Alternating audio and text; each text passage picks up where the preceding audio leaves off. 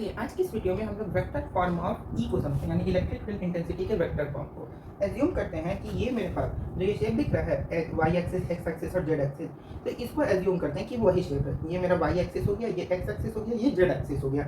अब इस पे हम एक इलेक्ट्रिक फील्ड इंटेंसिटी ये जो ई है ये ऐसे है, तो समझ में आ रहा है वाई एक्सिस, एक्स एक्सिस और जेड एक्सिस पे ये मेरा इलेक्ट्रिक फील्ड इंटेंसिटी है। यहाँ पे यानी इस सेंटर पे, इसके सेंटर पे कोई एक पॉइंट चार्ज है क्यू, ठीक है, पॉइंट चार्ज है क्यू, और उसका इलेक्ट्रिक फील्ड इंटेंसिटी इस डायरेक्शन में है। तो इस डायरेक्शन में अगर इसका जो डिस्टेंस है, ये जो ई है, इसका डिस्टेंस कितना है आर कैप वेक्टर, तो इस डायरेक्शन में उसका इलेक्ट्रिक फील्ड इंटेंसिटी कितना दूरी पर है आर कैप वेक्टर। अगर कोई एक पॉइंट एज्यूम करें पी, ये कोई पॉइंट है पी, इसको मान लेते हैं इस पी पॉइंट पे जो मेरा पॉइंट चार्ज है यहाँ पे, यानी जैसे यहाँ इसके सेंटर पे जो पॉइंट चार्ज है Q, और ये जो रेड पे है ये क्या है मेरा इलेक्ट्रिक फील्ड इंटेंसिटी। तो इस पॉइंट पे ये जो पॉइंट है, यानी इस पॉइंट पर इस पॉइंट का जो Q पॉइंट है उसका electric field intensity along x axis क्या हो जाएगा E x vector, along y axis क्या हो जाएगा E y vector, along z axis क्या हो जाएगा ई जेड वेक्टर। तो एक्स एक्सिस के अलोंग क्या हो जाएगा ई एक्स, वाई एक्सिस के अलोंग क्या हो जाएगा ई वाई, और जेड एक्सिस के अलोंग क्या हो जाएगा, जेड एक्सिस के अलोंग हो जाएगा ई जेड। हो जाएगा कि नहीं हो जाएगा। अब अगर ई वेक्टर को, ये जो मेरा ई है इलेक्ट्रिक फील्ड इंटेंसिटी जो कि इस डायरेक्शन में है, अगर उसको टोटल फील्ड माने एक पॉइंट पे, इस पॉइंट पे अगर टोटल फील्ड सारा जितना भी हर डायरेक्शन से जो टोटल फील्ड लग रहा है इलेक्ट्रिक फील्ड इंटेंसिटी का वो इस पॉइंट पे लग रहा है, ठीक, तो उसको हम लोग कैसे लिख सकते हैं, उसको ऐसे लिख सकते हैं E x plus E y plus E z, ऐसे लिख सकते हैं। अब इसको अगर हमको वेक्टर फॉर्म में लिखना है तो वेक्टर फॉर्म में लिखने का तरीका क्या हो जाएगा, ई एक्स आई कैप प्लस ई वाई जे कैप, क्योंकि वाई एक्सिस के अलोंग या तो वेक्टर फॉर्म, वेक्टर क्या था जे कैप, और एक्स एक्सिस के अलोंग आई कैप, और वाई एक्सिस के अलोंग के कैप ई वाई के कैप। तो यहाँ से एक चीज तो समझ में आता है कि अगर इलेक्ट्रिक फील्ड इंटेंसिटी हर डायरेक्शन के अलोंग इतना है तो आर कैप भी मेरा हर डायरेक्शन के अलोंग कितना हो जाएगा आर आई जे कैप, है ना। तो एक्स एक्सिस के अलोंग कितने डिस्टेंस तक जाएगा, जैसे ऐसे ये जो है पी डिस्टेंस तक गया, है ना, कि वो जो इलेक्ट्रिक फील्ड इंटेंसिटी है वो आर कैप क्या है, ये इतना डिस्टेंस है, ये आर कैप क्या है डिस्टेंस है। तो ये जो डिस्टेंस है एक्स एक्सिस के अलोंग कितना हो जाएगा एक्स आई कैप, वाई एक्सिस के अलोंग कितना हो जाएगा वाई जे कैप, और जेड एक्सिस के अलोंग जेड के कैप, यही हो जाएगा आर कैप का वैल्यू। यहाँ से अगर हम ई का वैल्यू निकालें तो ई का वैल्यू क्या हो जाएगा 1/4 epsilon not into Q upon R का आर वेक्टर का whole square into R cap, यही होगा। अब अगर हम क्या करें, ये आर वेक्टर का होल स्क्वायर है यानी कि आर स्क्वायर हो जाएगा और आर कैप तो एज इट इज रहेगा। अगर हम इसमें ऊपर और नीचे आर से मल्टीप्लाई करें, क्या करें इसमें ऊपर और नीचे किससे मल्टीप्लाई कर दें आर से, यानी ऊपर में भी आर कैप इंटू आर और नीचे में भी आर, ऊपर और नीचे आर से मल्टीप्लाई कर दें। तो एक चीज दिख रहा है कि ये जो है ये टर्म मेरा क्या बनने वाला है आर स्क्वायर, ये टर्म मेरा क्या बनने वाला है आर स्क्वायर। और याद करना है कि आर कैप इंटू आर यानी कोई भी वेक्टर का unit vector into this magnitude वो हमेशा आर वेक्टर के बराबर होता है। तो याद करो जब भी आर वेक्टर निकालते थे या कभी भी आर जब निकालते थे तो आर क्या निकालते थे हम लोग R cap upon R vector. तो यहाँ से अगर यहाँ पे देखें तो आर वेक्टर आ जाएगा कि नहीं आ जाएगा, आर कैप इंटू आर है तो आर वेक्टर आ जाएगा। तो यहाँ से E vector is equal to 1/4 pi epsilon not, और ये वाला टर्म मेरा आर स्क्वायर होना है तो आर से आर स्क्वायर करेंगे तो आर क्यूब, और ऊपर में मेरा क्या बन जाएगा R vector, R square upon R cube, R vector upon R cube. अब इस क्यूब को क्या करते हैं कि इसमें डालते हैं, किसमें डालते हैं मॉड, इस क्यूब को क्या करेंगे मॉड में डालेंगे। एक चीज हमको पता है, क्या पता है कि ये जो आर होगा, ये जो मैग्नीट्यूड होगा, मैग्नीट्यूड क्या होगा under root X square plus Y square plus Z square, magnitude यही होगा। इस रूट को ऐसे लिख सकते हैं 1/2, इस रूट को 1/2 लिखा जा सकता है, X square plus Y square plus Z square, इसको हम लोग 1/2 लिख सकते हैं कि नहीं लिख सकते हैं। इस ये जो पूरा टर्म है, अब इस पूरे टर्म को यहाँ पे फिट करना है, क्या करना है इस पूरे टर्म को यहाँ पे फिट करना है, ठीक है, Q R vector upon R Q, Q R vector upon R Q. अब यहाँ पे एक चीज देखना है, इतना टर्म मेरा क्या है, इतना टर्म, अच्छा ये टर्म तो मेरा कांस्टेंट है 1/4 पाई एप्सिलॉन नॉट, ये तो चेंज करने वाला नहीं है, और ये टर्म भी मेरा कांस्टेंट ही रहेगा, ये टर्म कांस्टेंट ही रहेगा, क्योंकि इसकी जगह पे बस यही वैल्यू डालनी है, इसकी जगह पे कौन सी वैल्यू डालनी है, यही वैल्यू डालनी है। अब 3, अब इसमें अगर क्यूब से मल्टीप्लाई कर देंगे तो ये 3/2 हो जाएगा, तो अलग बात है 3/2। तो यही जो r का वैल्यू है तो उसको पुट यहाँ पे करना है। अगर देखा जाए तो इतना टर्म तो मेरा कांस्टेंट ही है, तो इसको कॉमन ही नहीं ले लेते, इतना टर्म अगर कांस्टेंट है तो इसको कॉमन ले लेते हैं वैल्यू डाल के, तो 1/4 पाई एप्सिलॉन नॉट और अपॉन r³ कॉमन ले लिए, तो अंडर ब्रैकेट मेरा क्या बच जाएगा। अच्छा, ये जो q है ये जो q है, इस यहाँ पे qx i कैप बचेगा प्लस qy j कैप बचेगा प्लस qz k कैप बचेगा कि नहीं बचेगा। अब इस पूरे टर्म को अगर देखें तो यहाँ से हम लोग लिख सकते हैं कि e vector is equal to, अच्छा इस qxi कैप को अगर इसके साथ मल्टीप्लाई करें, क्या करें, इसके साथ मल्टीप्लाई करें, तो सबसे पहले तो उसकी जगह वैल्यू डालनी होगी, तो ये हो जाएगा x² plus y² plus z² का 3/2 times into under bracket qxi cap plus qy j cap plus qz k cap, यही होगा। ये तो मेरा कॉमन है। अगर इसको हर के साथ हम मल्टीप्लाई कर दें, हर के साथ क्या कर दें, मल्टीप्लाई कर दें, तो अगर जैसे ये वाला जो मेरा टर्म है, अगर इसको qxi कैप के साथ करते हैं तो यहाँ से हमको E का वैल्यू क्या मिल जाएगा कि electric field intensity along x axis. अगर इस पूरे टर्म को हम इससे मल्टीप्लाई कर दें तो मेरा क्या आ जाएगा 1 इंटू qxi कैप, और इससे हमको क्या पता चल रहा है यहाँ से कि इलेक्ट्रिक फील्ड इंटेंसिटी किसके डायरेक्शन में, x कैप के, x के डायरेक्शन में, x एक्सिस के अलॉन्ग। और वही यहाँ पे अगर y को पुट कर दें और j कैप, तो इससे क्या पता चल रहा है, इससे जो मल्टीप्लाई किए तो y एक्सिस के अलॉन्ग, तो यहाँ से E वेक्टर हम लिख सकते हैं ना EXi कैप, जब इससे मल्टीप्लाई करेंगे तो EXi कैप, इससे मल्टीप्लाई करेंगे तो EYj कैप, और इससे मल्टीप्लाई करेंगे तो EZk कैप। यही चीज़ को हम शुरुआत में लिखे थे और यहाँ पे डिराइव करके ले गए। चलिए अब जो है इलेक्ट्रिक फील्ड इंटेंसिटी के फिजिकल सिग्निफिकेंस को समझते हैं कि फिजिकल सिग्निफिकेंस क्या होता है। अब जैसे यहाँ पे मेरा एक पॉइंट चार्ज है, ये जो मेरा F है ये क्या है, ये मेरा इलेक्ट्रिक फील्ड इंटेंसिटी जो इस पॉइंट चार्ज के कारण इस चार्ज पे जो इलेक्ट्रिक फील्ड इंटेंसिटी लग रही है उसका फोर्स है, ये फोर्स है। अब एक कोई पॉइंट मानते हैं Q,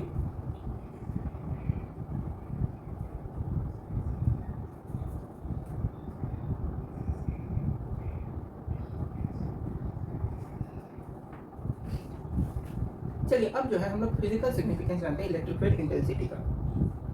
यहाँ पे एक पॉइंट चार्ज है, इस पॉइंट चार्ज के कारण किसी भी एक पॉइंट पे मेरा फोर्स लग रहा है, और जो फोर्स लग रहा है क्योंकि ये जो पॉइंट चार्ज है ये अपना इलेक्ट्रिक फील्ड क्रिएट किया हुआ है, तो उस इलेक्ट्रिक फील्ड के कारण कोई एक टेस्ट चार्ज है जिस पर फोर्स लग रहा है एक पॉइंट में। तो यहाँ से एक चीज़ हमको क्लियर हो रहा है कि यहाँ पे जो इलेक्ट्रिक फील्ड का इंटेंसिटी होगा, यानी ये जो इलेक्ट्रिक फील्ड इंटेंसिटी है किस डायरेक्शन में होगा, इस डायरेक्शन में, तो इलेक्ट्रिक फील्ड इंटेंसिटी जो होगा वो इस फोर्स और इस Q नॉट के डिवीजन के बराबर होगा, इस फोर्स और Q नॉट के डिवीजन के बराबर होगा। इसी को बोला जाता है फिजिकल सिग्निफिकेंस ऑफ E। इसी को क्या बोलते हैं, फिजिकल सिग्निफिकेंस ऑफ E।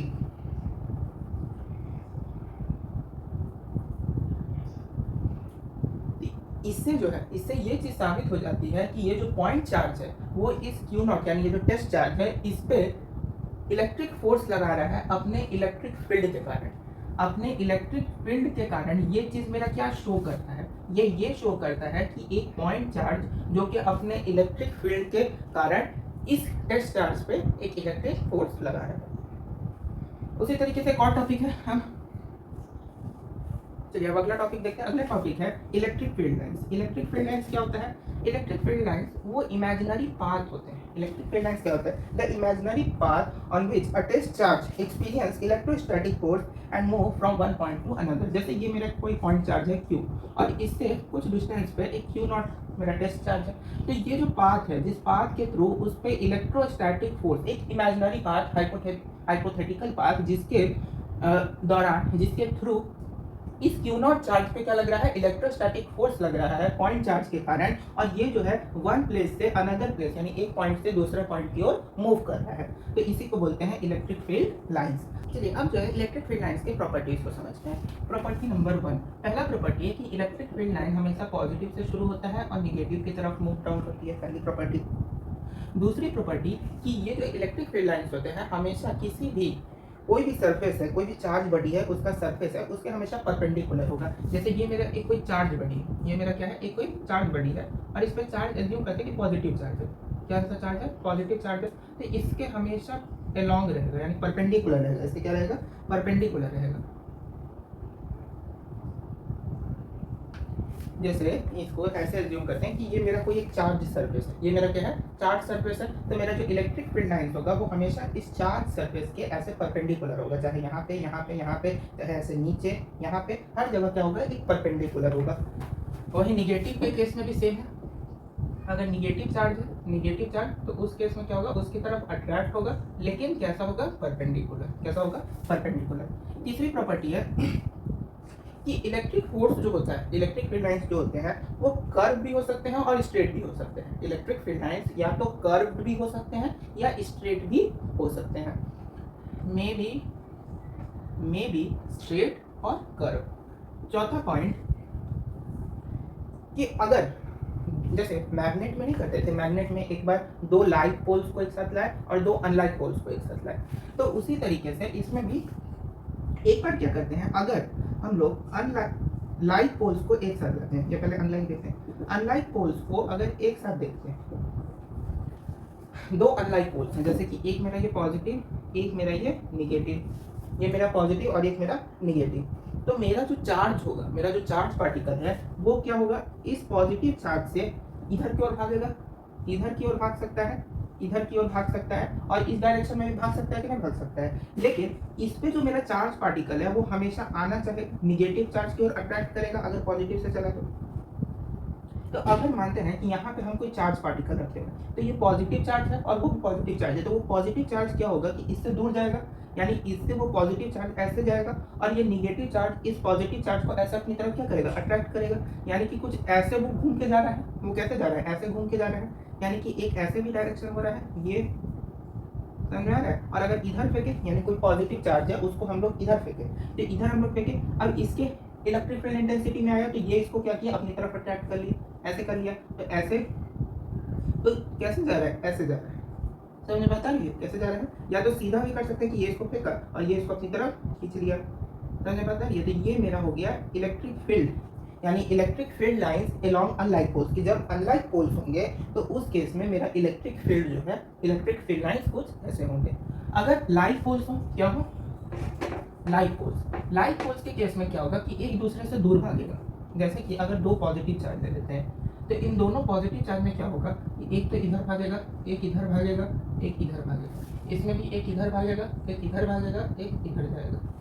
और इधर अगर हम, जैसे यहाँ पे अगर मेरा ये कोई चार्ज पार्टिकल है, ठीक है, ये पॉजिटिवली चार्ज है, ये कैसा भी चार्ज पार्टिकल है, वो इससे दूर भागेगा। अब इससे जब ये दूर भागा तो ये भी क्या करेगा? इसको यहाँ भेजा, फिर इससे भी ये क्या करेगा? इसको दूर भेजेगा, फिर इसके रेंज में आया तो फिर ये इसको दूर भेजेगा, ऐसे चलता जाएगा। तो यानी कि एक तरह से देखें तो ये इसको ऐसे ले जा रहा है, ये इसको ऐसे ले जा रहा है, ये इसको ऐसे, ये ऐसे। समझ में आता है? तो जब भी लाइक चार्ज होगा, जब भी लाइक चार्ज होगा तो उस केस में, लाइक चार्ज के केस में रिपल्सिव फोर्स जो है, यानी जो चार्ज पार्टिकल्स हैं उनके बीच में रिपल्सिव फोर्स शो होगा in case of like charge, और अनलाइक चार्ज के बीच में अट्रैक्टिव फोर्स होगा चार्ज पार्टिकल्स के बीच में। समझ में आता है?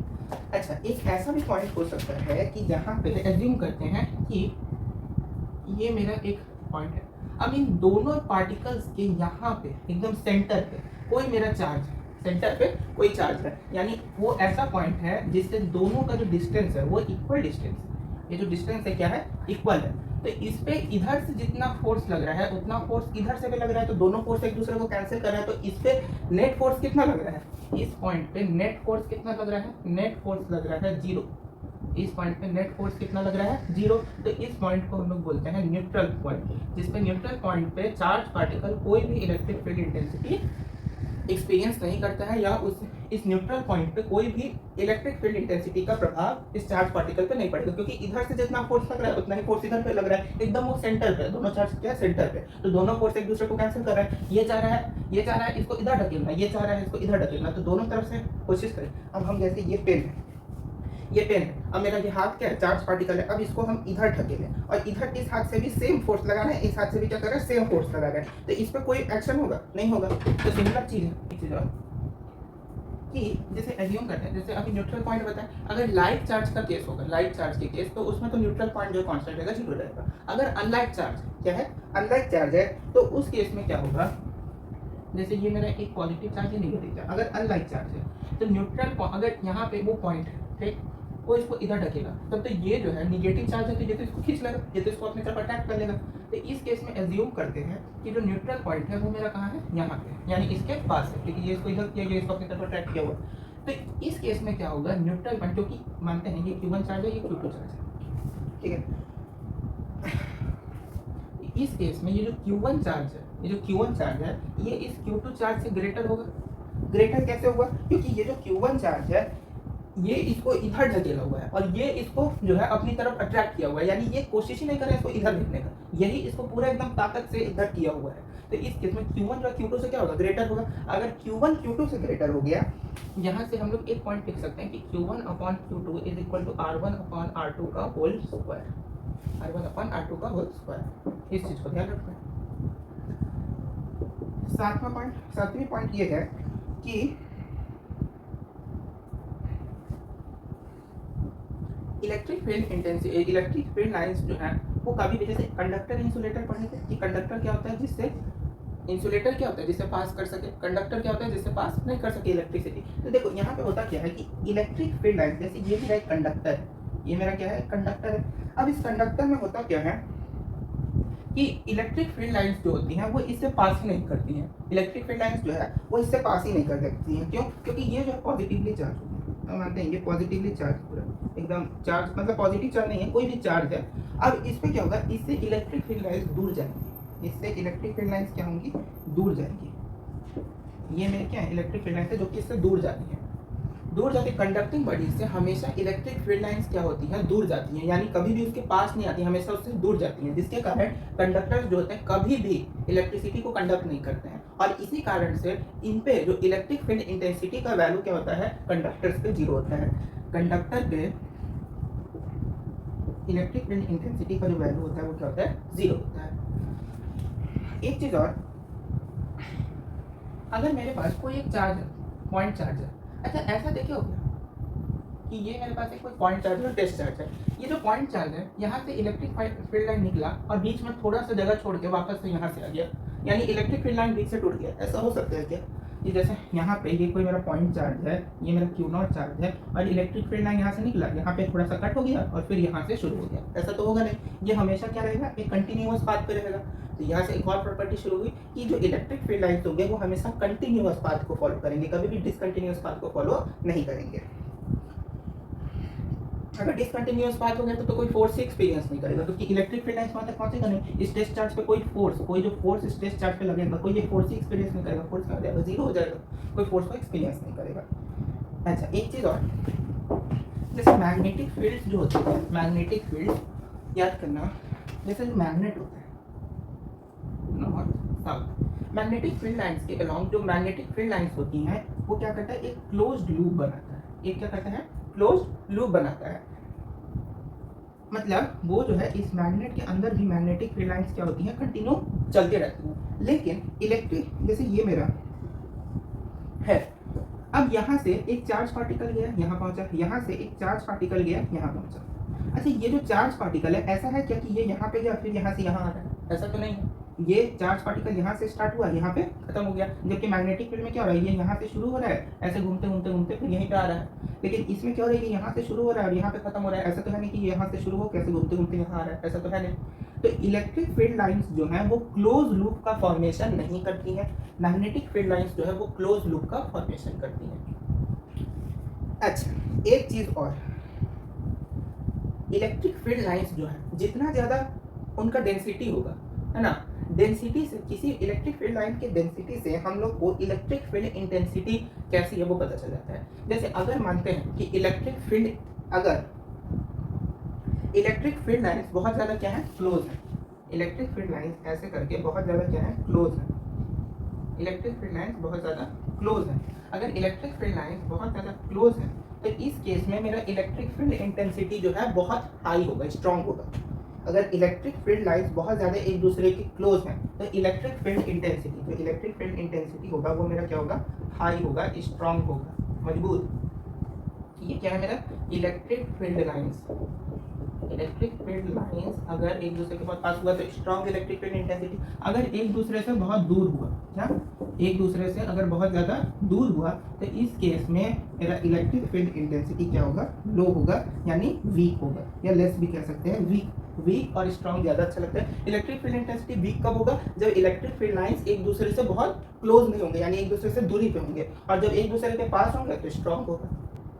अच्छा, एक चीज़ आता है uniform and non uniform electric field lines. अब ये क्या होता है? यूनिफॉर्म इलेक्ट्रिक फील्ड लाइंस को सबसे पहले समझते हैं। यूनिफॉर्म इलेक्ट्रिक फील्ड लाइंस ऐसी इलेक्ट्रिक फील्ड लाइंस होती हैं जो कि एक दूसरे से एकदम इक्विवेलेंट, यानी एकदम बराबर दूरी पे होता है, एकदम एक दूसरे के परपेंडिकुलर होता है। ये भी इसके क्या होगा, परपेंडिकुलर, ये भी इसके क्या होगा, परपेंडिकुलर, ये भी इसके क्या होगा, परपेंडिकुलर। तो एक दूसरे से इक्वल डिस्टेंस पे हो, बराबर दूरी पे हो, तो उनको हम लोग यूनिफॉर्म इलेक्ट्रिक फील्ड लाइंस बोलते हैं। नॉन यूनिफॉर्म इलेक्ट्रिक लाइंस कैसे भी हो सकते हैं, ऐसे ऐसे ऐसे, कैसे भी हो सकता है। वो एक दूसरे से कोई उनको मतलब नहीं होता, इधर भी किसी भी डायरेक्शन में हो सकता है। अच्छा, एक चीज़ और, दो चीज़ यहाँ पे और समझते हैं। जैसे मेरे पास ये एक कोई ये मेरे पास कोई एक कर्व है। अब हम मानते हैं कि इस पॉइंट पे हमको पता करना है कि इलेक्ट्रिक फील्ड इंटेंसिटी क्या होगा। तो इस पॉइंट पे हम लोग इलेक्ट्रिक फील्ड लाइंस का डायरेक्शन देखेंगे। कोई भी,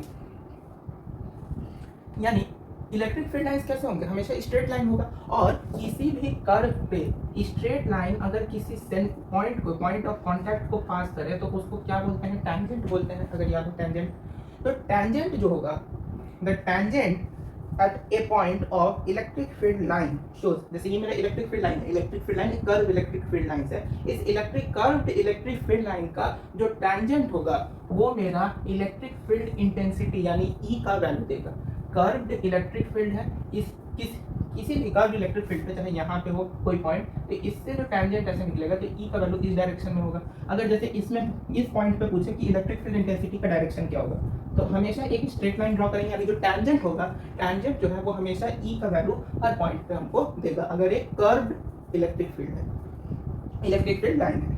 अच्छा, दो इलेक्ट्रिक फील्ड लाइंस कभी भी, जैसे ये मेरा एक इलेक्ट्रिक फील्ड लाइन है, ये मेरा दूसरा इलेक्ट्रिक फील्ड लाइन है, दो इलेक्ट्रिक फील्ड लाइंस कभी भी एक दूसरे को इंटरसेक्ट नहीं कर सकते हैं। इंटरसेक्ट क्यों नहीं करेगा, क्योंकि अगर ये दोनों एक दूसरे को इंटरसेक्ट करते हैं तो यहाँ से अगर हम इसका टैंजेंट निकालें तो इन दोनों का इलेक्ट्रिक फील्ड इंटेंसिटी का डायरेक्शन क्या हो जाएगा, सेम हो जाएगा। तो दो अलग अलग, दो डिफरेंट इलेक्ट्रिक फील्ड लाइंस के एक ही डायरेक्शन में इलेक्ट्रिक फील्ड इंटेंसिटी हो, ये संभव नहीं है, जिसके कारण ये सिचुएशन मेरा पॉसिबल नहीं है, यानी electric field lines never intersect each other. और अगर किसी भी पॉइंट पे इलेक्ट्रिक फील्ड इंटेंसिटी पता करना हो तो हमेशा उस पॉइंट से टैंजेंट ड्रॉ करेंगे, और टैंजेंट एकदम स्ट्रेट लाइन में, वही मेरा क्या होगा, इलेक्ट्रिक फील्ड इंटेंसिटी का डायरेक्शन होगा।